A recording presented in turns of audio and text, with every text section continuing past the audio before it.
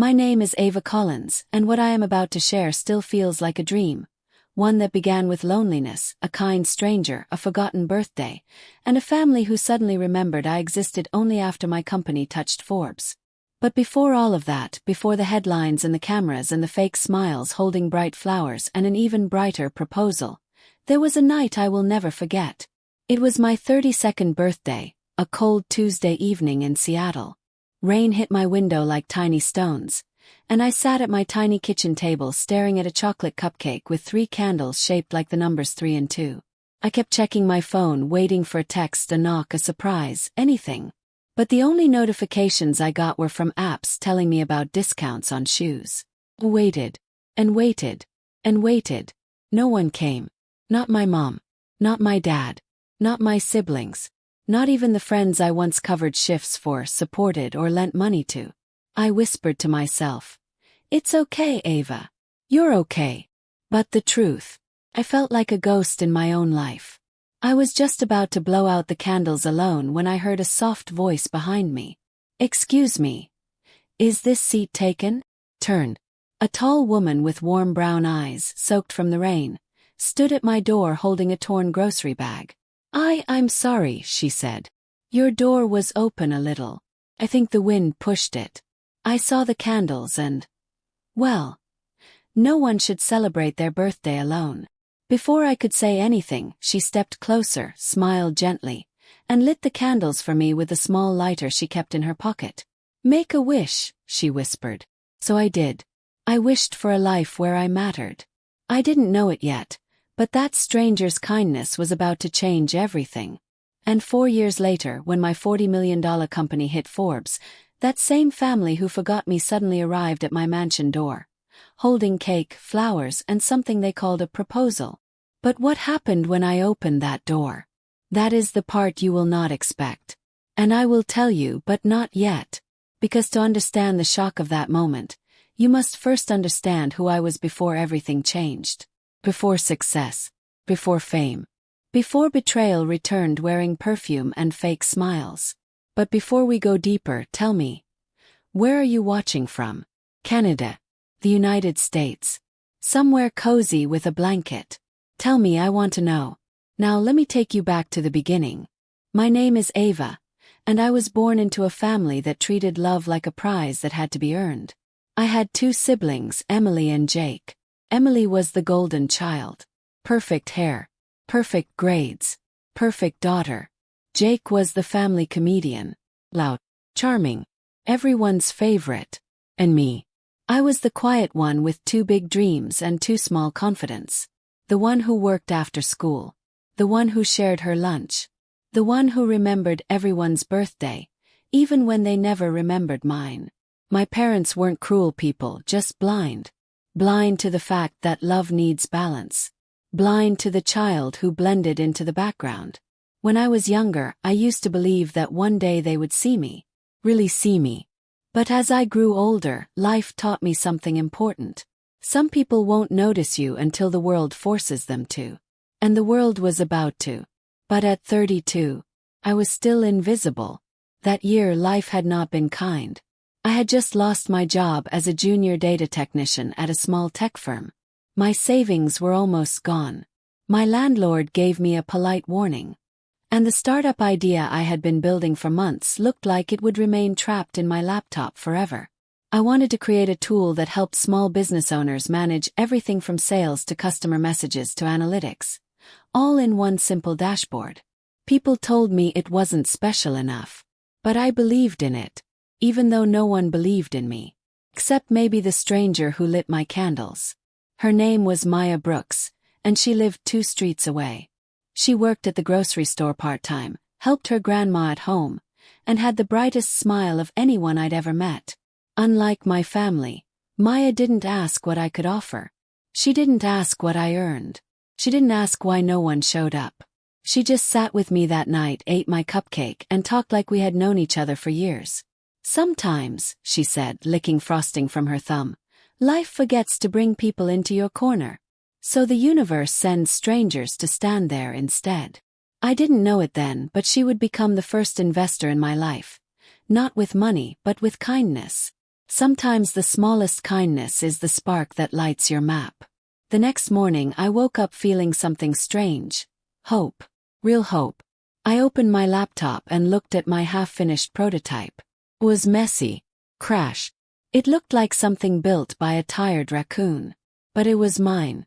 I spent hours updating code, watching tutorials, and sketching out features on sticky notes that kept falling to the floor. Maya would stop by after her shift and bring sandwiches. She told me about a local small business fair happening in downtown Seattle. "You should show your idea there," she said. "Show what?" "It's barely finished," I laughed. "Show the dream," she answered. "People will feel it." Her belief in me planted courage where fear lived. But courage doesn't pay the bills. 2 days later, I got an eviction notice taped to my door. I remember sitting on the floor, holding that paper, wondering if dreams were only meant for people who had money, or family support or luck. I had none of the three. And just when life felt like a cruel maze, it threw another curveball. That morning, as I walked to the library to use their free Wi-Fi, I saw a tall man with a gray beard standing beside his broken vending stall. His tools spilled everywhere. His face looked tired and defeated. "I can't fix the new digital payment thing," he muttered. "I can't afford to hire someone." I looked at the device. I looked at him. I looked at the posters around his stall, pictures of his daughter holding balloons. I kneeled beside him. Maybe I can help. I didn't know it then, but this moment would change my life. I rewired the panel. I reset the software. I taught him how to use the new system. He smiled so wide I felt my heart warm. "You're a genius," he said. "How much do I owe you?" "Nothing," I said. But he insisted and gave me $40. It wasn't much. But it was hope money. Maya called it seed of destiny money. She was dramatic like that. But that simple act, helping one stranger, would come back to me in a way I never imagined. Because that man, he wasn't just any vendor. He was the uncle of a woman who worked at a small tech incubator downtown. And that woman, she was about to walk into my life with an opportunity one never saw coming. 3 days later, while I was sorting through eviction boxes, I heard a knock on my door. I opened it to find a woman with short curly hair, glasses, and a confident smile. "Hi," she said. "You're Ava Collins." "Yes. My uncle spoke about you. He said you fixed a payment device for him for free." "Oh, that," I whispered, confused. She nodded. "I run a startup incubator for early tech creators. We help people grow their ideas. And someone like you. We could use someone like you." My heart almost stopped. "Are you offering me a job?" She laughed. "No, something better. A place to build your idea. Free office space, mentors, equipment, and possible investors." Felt my legs weaken. Was this really happening? But before I could answer, something crashed loudly behind us. Car had jumped the curb, skidded across the sidewalk, slammed into the building across the street. Glass shattered. People screamed. The ground shook. The woman grabbed my arm. "Get inside now." And just like that, the world around me exploded into chaos. The sound of metal twisting against concrete echoed down the street like a giant groaning in pain. Froze. The woman from the incubator pulled my arm so hard I nearly lost my balance. "Ava, move," she shouted. The car's front wheels spun uselessly against the sidewalk as smoke rose from the hood. People gathered across the street, screaming and pointing. Someone yelled to call 911. Someone else tried to help the driver. For a moment, everything felt far away, like I was watching it from underwater. Then I felt the tug on my arm again and snapped back. "Inside," she repeated. I nodded and followed her into the hallway of my apartment building as more sirens wailed in the distance. We stood there catching our breath. She finally spoke, her voice calmer. "Sorry. Seattle drivers can be interesting." I let out a shaky laugh. That was more than interesting.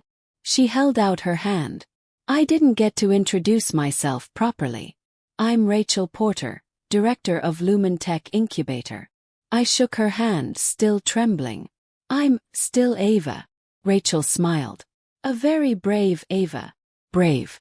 I felt like a terrified squirrel who had seen its first thunderstorm. The smoke from the crash grew thicker outside. Someone shouted for the fire extinguisher. Baby started crying. Everything felt chaotic, yet standing there with Rachel, I couldn't shake the feeling that life had just opened a door for me, and it came with a loud, dramatic crash to match the chaos in my life. When the firefighters arrived, Rachel and I stepped outside again. The accident was serious, but it looked like the driver would survive. A few people had small injuries, but everyone was getting help. Rachel turned to me. I know this is a strange time to ask, but can I show you the incubator today? It might take your mind off things. My eyes widened. Today. Like right now. Unless you have somewhere else to be. I looked back at my apartment. Boxes stacked near the door. Eviction notice still taped to the wall. No, I whispered. I have nowhere else to be. Great, she said. Let's go. The incubator was in a modern building downtown. All glass windows and bright lights. When we stepped inside, it felt like entering another world. Young people typing fast. Screens filled with glowing code. Whiteboards messy with ideas. Dreams being built in real time. I had only seen places like this in movies. Rachel walked me to a small office with a desk, a monitor, and a plant that looked more alive than most of my friendships. This is where you'd work, she said. I stared at the space like it was a throne. She showed me the shared kitchen, the meeting rooms, the testing lab with big screens and new devices. Then she led me to a room with long tables and huge whiteboards from wall to wall. This is the brainstorming room, she said proudly. I ran my fingers across the clean table surface. This place feels unreal. That's how taking a chance on yourself feels, she replied. My heart swelled. But just as I was starting to believe things might finally be changing, a heavy weight pulled me back into reality. What about the fees? I whispered. She raised a brow. Fees? For this incubator? I can't afford anything right now. I don't even know where I'm sleeping next month. Rachel set her tablet down and looked at me. Ava, listen. I looked up. Our incubator has a program for people exactly like you. People with ideas but no resources. The kind of people who can build something world-changing if someone would simply give them a chance. Her voice softened. You don't owe us any money. You don't pay rent. All we ask is that you try your hardest and believe in your own idea. My throat tightened. Why me? Because you fixed a digital payment device in the middle of the street with no tools and no fear, she said. Because you helped someone for free. Because people like you build with heart. I felt my eyes sting. She sighed. But look, I won't force you. Think about it, talk to someone you trust, sleep on it. I nodded quietly. But the moment she said, talk to someone you trust, one face came to mind. Meh. I walked home slowly, letting the cold wind clear my mind. I found Maya sitting on the steps in front of my building, holding a paper bag and humming a soft tune. She stood when she saw me. You're back, she said cheerfully. I brought sandwiches. Maya, I whispered. Her smile dropped. What's wrong? I sat beside her and told her everything about the crash, about Rachel, about the incubator, about the free office space, the resources. All of it. When I finished, I looked at her nervously. Do you think I should do it? She stared at me like I had asked if water was wet. Ava, she said slowly, you'd be crazy not to. This is the sign you've been waiting for. But what if I fail? What if you don't? She shot back. What if this is the moment your whole story changes? I let out a shaky breath. She squeezed my hand gently. Take the chance. I'll help you pack your things. You won't be alone. Those words meant more than she knew. We went upstairs and began packing my boxes properly. She folded my clothes like she was handling treasure. I found old birthday cards. None from my family. We laughed at my terrible drawing attempts from years ago. We cried a little when I realized how much I cluttered my life with things because I had no people. 2 hours later, Maya went home, and I sat alone in my nearly empty apartment. This was the less extreme event of the day. Soft, slow, emotional. A moment of breathing before the next storm. I lay down on my half-made bed and stared at the ceiling. Could I really do this? Could I really build my idea? Could I really change my life? I didn't know. But I wanted to try. And just as I closed my eyes, my phone buzzed. It was a call. From a number I hadn't seen in a long time. Hey, Mum. My heart dropped. Why was she calling? She hadn't called me in almost a year. Not even for my birthday. I hesitated before answering. Hello, I whispered. Ava. Her voice was loud, cheerful, almost too cheerful. Sweetheart, how are you? I frowned. I'm fine. Oh good. Wonderful. I was just thinking about you. Your brother got a new promotion, and your sister is planning a big engagement dinner. Why was she telling me this? I swallowed. Mom, why are you calling? Well, she said after a short pause, your father and I were wondering if you could send us some money. Just a small amount. We're thinking of expanding the family business, and we know you're probably doing well. My heart turned to ice. She hadn't asked about my birthday. She hadn't asked about my job. She hadn't asked if I was eating. She hadn't asked if I was okay. She wanted money. Money I didn't even have. Mom, I can't help right now, I said gently. She sighed loudly. Ava, don't be difficult. You're the one without responsibilities. Your brother and sister have real lives. There it was. The same old wound. The same old knives. I have to go, Mom, I said quietly. Oh, come on, Ava. Hung up. I wanted to cry. But instead I felt something strange. Strength. Anger maybe. But also, awakening. For the first time in years I realized something important. If I wanted my life to change, I couldn't keep waiting for people who had never shown up for me. I had to show up for myself. I decided right then I would join the incubator. I would build my dream. I would take the chance. I sat up, feeling a fire in my chest. But just as I stood to grab my laptop, the floor shook. A loud bang echoed outside. People screamed from the street. I ran to the window and looked down. And my entire building's power suddenly went out. Darkness. Complete darkness. Then the emergency alarm blared through the halls. Something serious had just happened. Another extreme event. The emergency alarm screamed through the hallway like a giant siren right beside my ear. Red lights flashed on the ceiling, painting the walls in quick, violent pulses. I rushed out of my apartment, heart hammering so hard it hurt. What's happening? Someone shouted from the floor below. Is there a fire? Another voice cried. I grabbed the railing and hurried down the stairs with the other tenants. My hands were shaking so much I almost missed a step.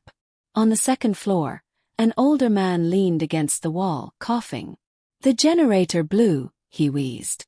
I heard it. Sounded like an explosion. My chest tightened.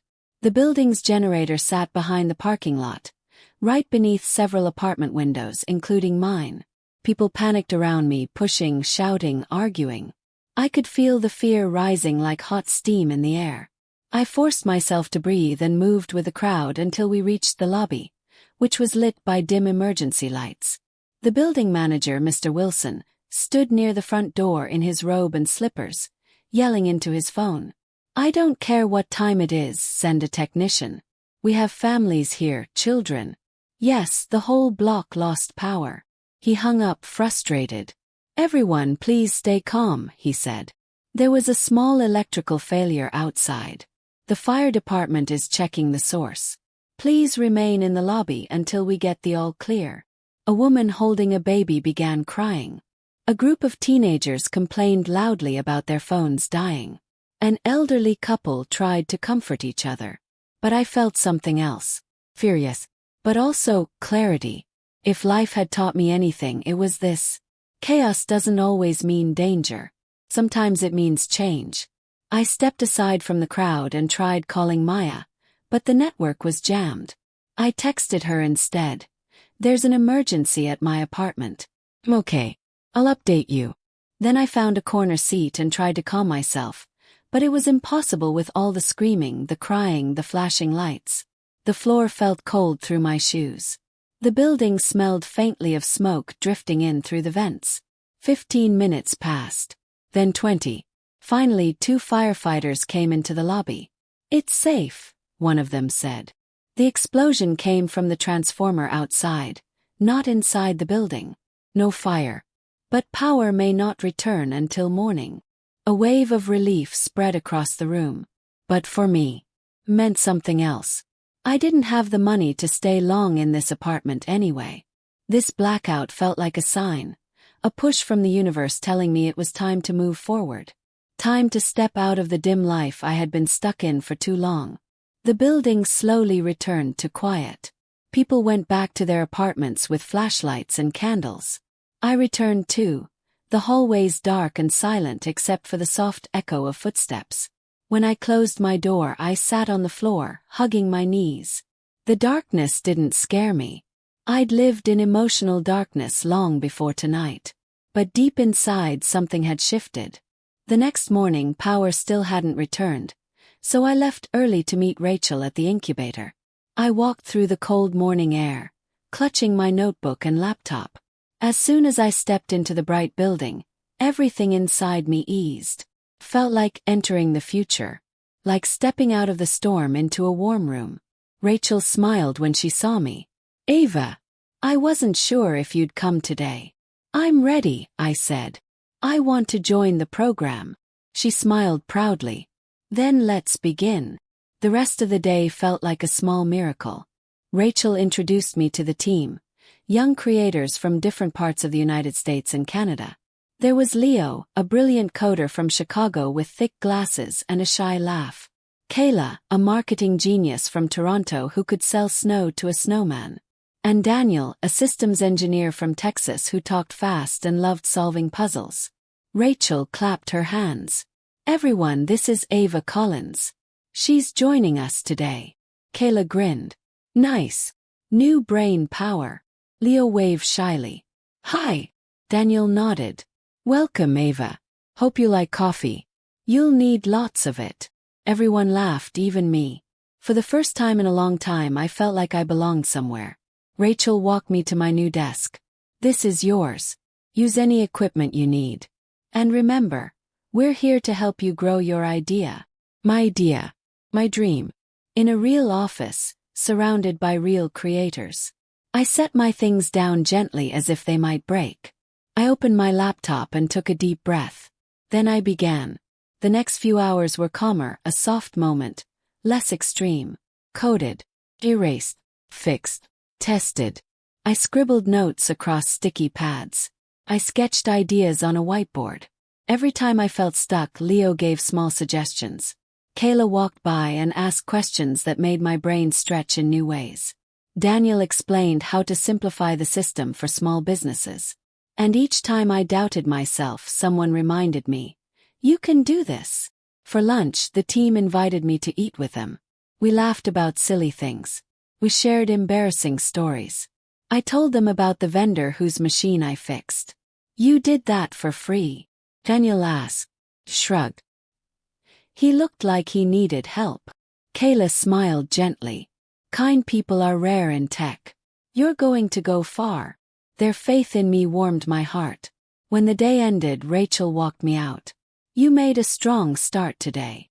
Thank you for giving me this chance." She placed a hand on my shoulder. "Ava, you earned it. Remember that." I nodded, my throat tight. This was the first calm day I'd had in a long time. But calm days never last long in stories like mine.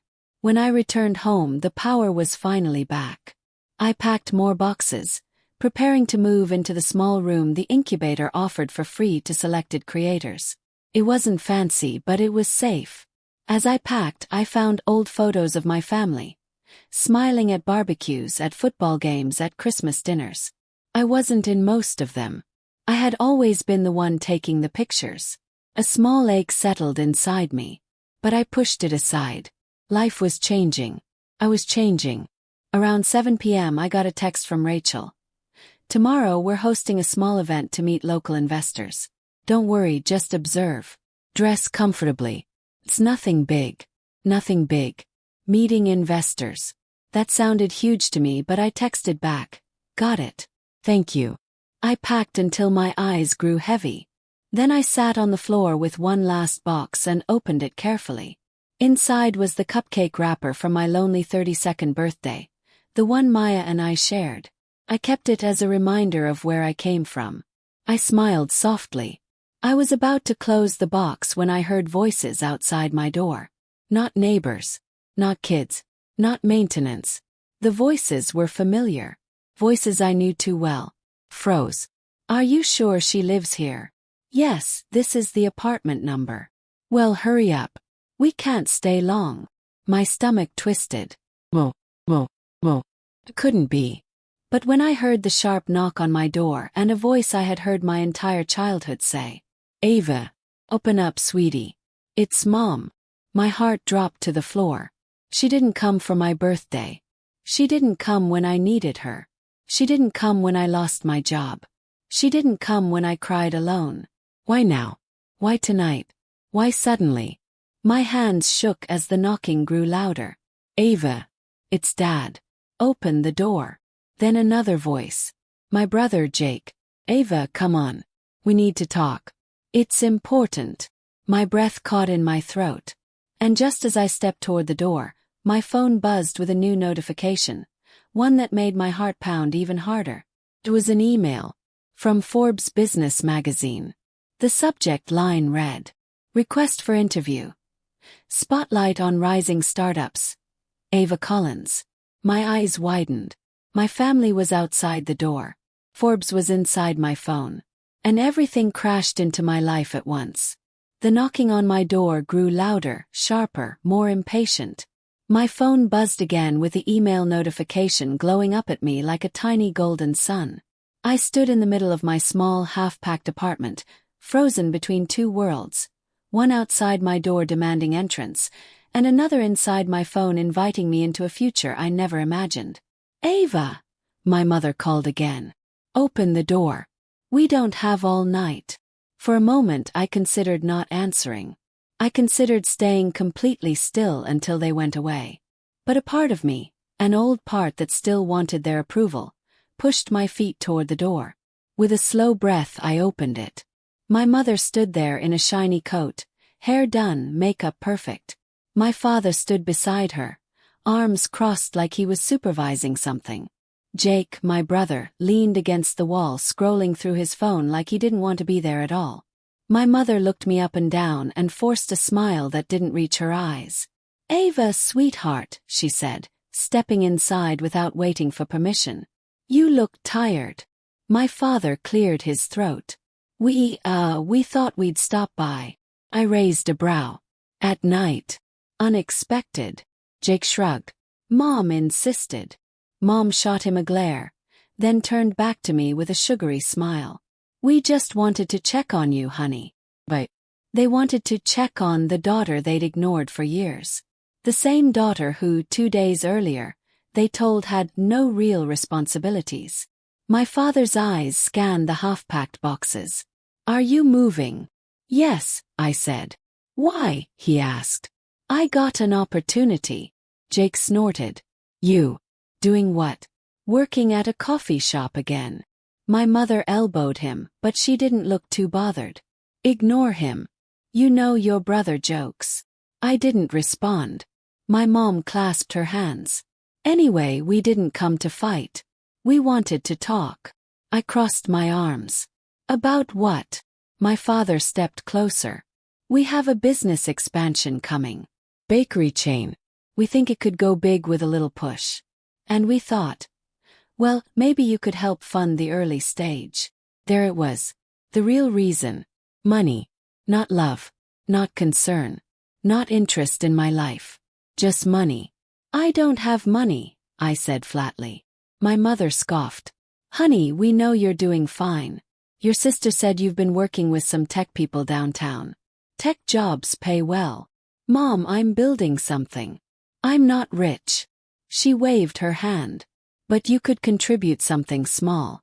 Just a few thousand. We're family. Family. The word felt heavy in my chest. But right then, right when I was about to ask them to leave, my phone buzzed again in my hand. This time Jake noticed. Who's emailing you this late? No one, I said quickly, locking the screen. But my mother was nosy. Ava, you know hiding things from family is how we all fall apart. Let us help you with whatever you're dealing with. Help. They hadn't helped me in years. I felt the pressure building in my lungs, pushing against my ribs, begging for release. I need to rest, I said. I have an important day tomorrow. My father frowned. More important than helping your family. Dad, please go, I whispered. He stiffened. We drove all the way here. Please, I repeated. My mother sighed dramatically. Fine. We'll talk next week. But don't forget, family sticks together. I bit my tongue to keep from answering. They stepped out of my apartment, and the moment the door shut, I pressed my forehead to the wood and let out the breath I had been holding since they arrived. My phone vibrated again. I glanced at the email from Forbes. Felt unreal. A spotlight interview. Me. My idea. My work. No one had ever asked me to step into the spotlight before. I opened the email slowly. We are featuring rising startups in the tech industry and would like to consider interviewing you regarding your work on the small business management platform. If you are available, we would like to schedule a short call tomorrow morning. My legs shook. Tomorrow morning. Everything was happening at once. My parents returning. My future calling. My past pulling at my ankles like sticky mud. I locked the door, sat on the floor, and pressed my palms into my eyes to stop the tears. Not sad tears. Overwhelmed tears. For the first time I didn't feel like a ghost. For the first time someone saw me. I finally forced myself to lie down and sleep, though my mind raced like 1,000 horses. Morning arrived quickly, with sunlight slipping through my curtains. I got dressed, grabbed my laptop, and made my way to the incubator for the investor event Rachel had mentioned.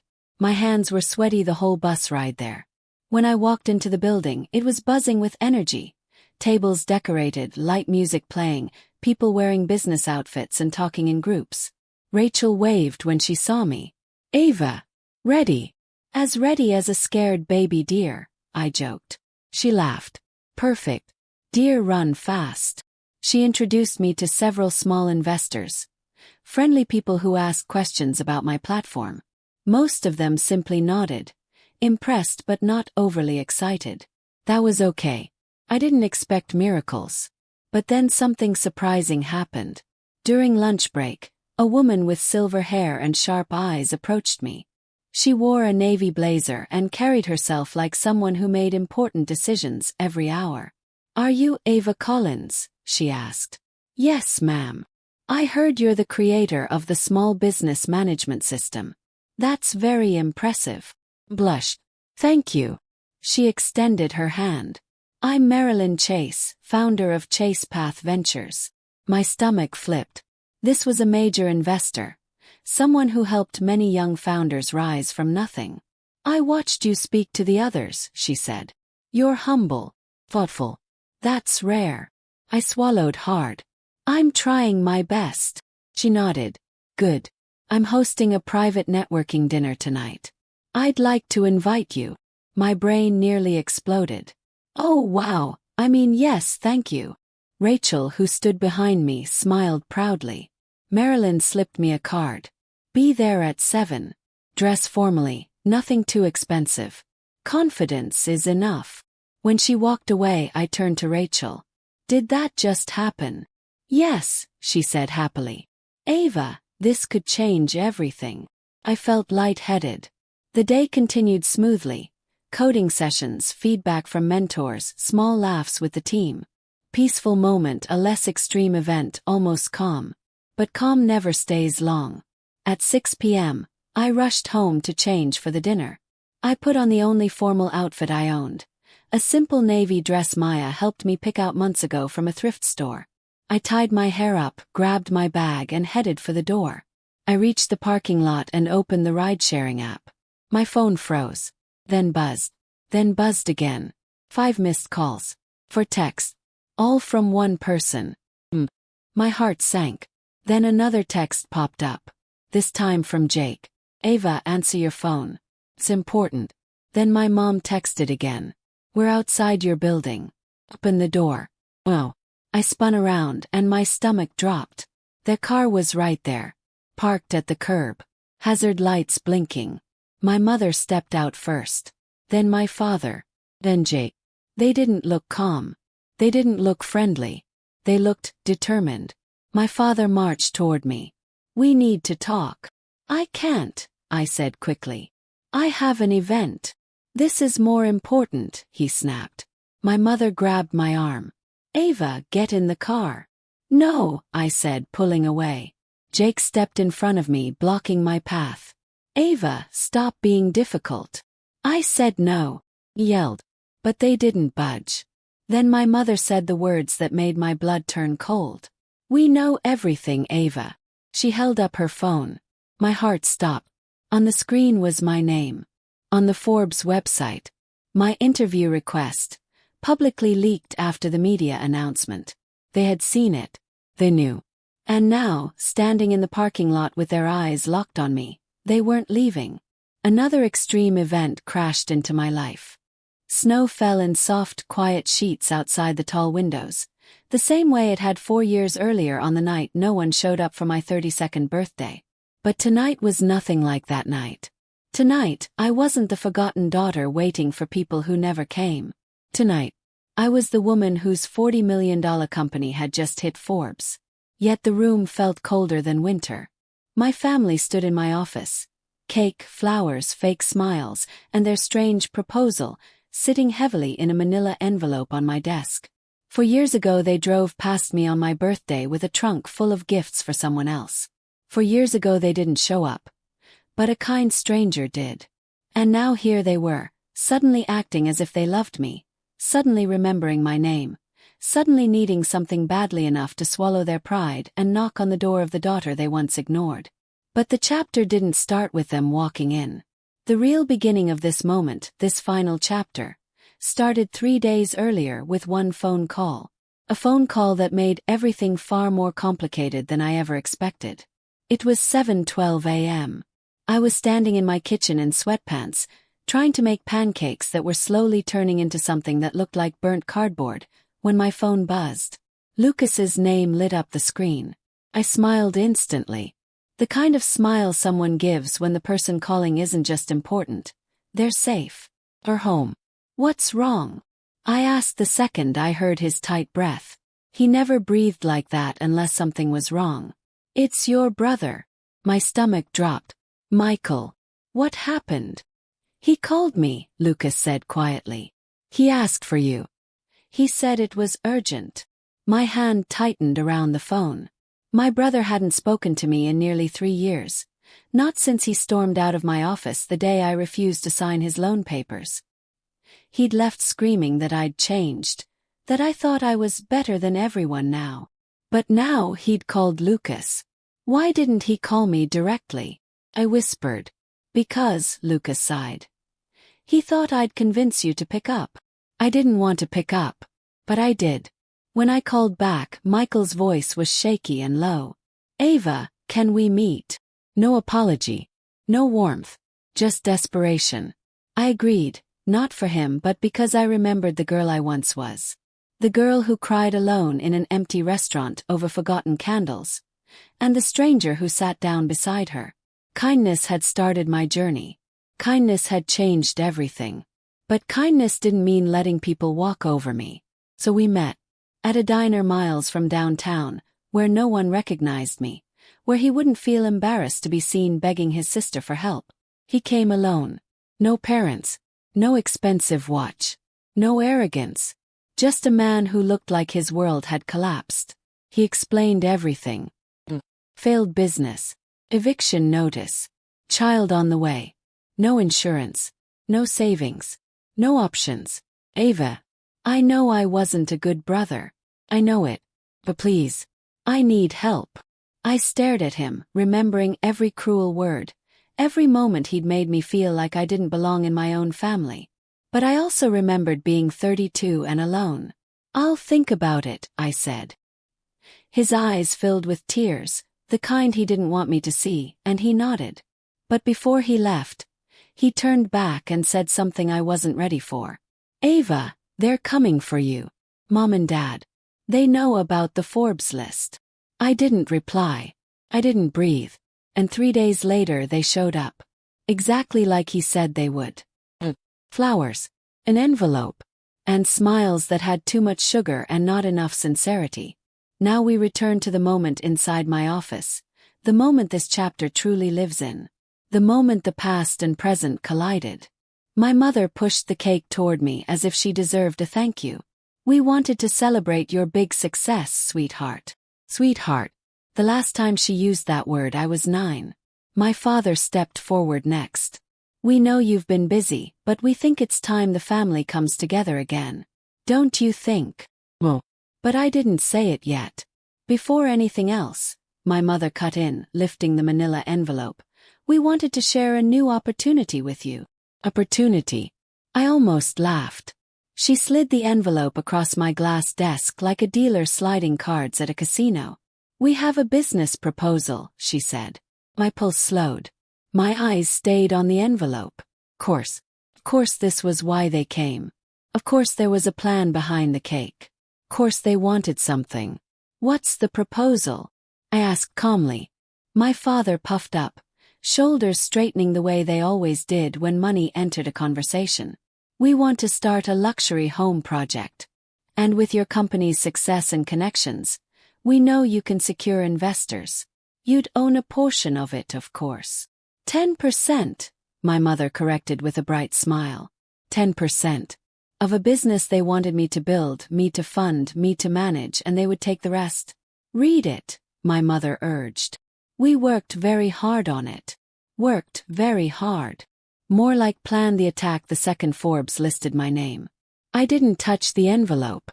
Instead, I leaned back in my chair and looked at the 3 people who once drove away from me without looking back. Who left me alone on my birthday. Who forgot me until I became someone worth remembering. And before I could speak, before I could decide if kindness or justice would win today, the door swung open. Not slowly, not politely, but loudly. And the person who stepped inside changed everything. Lucas. His face was pale. His breath was hard. His voice was trembling. Ava, he said, eyes locked on mine, ignoring my stunned family behind him. You need to come. Now. My mother frowned. Excuse me. But Lucas didn't even hear her. It's Michael, he said, voice cracking. My stomach twisted. What happened? I whispered. Lucas swallowed, eyes glistening. He collapsed. The room fell silent. My heart dropped. He's asking for you, Lucas said. Then he added the words that flipped the entire moment upside down. The words that would force me to choose between the sister I had become and the sister I once was. He said, he doesn't think he's going to make it. Everything stopped. My breath, my thoughts, my world. And before I could stand, my father stepped in front of the door. Ava, you're not going anywhere, he said. Not until you sign our proposal.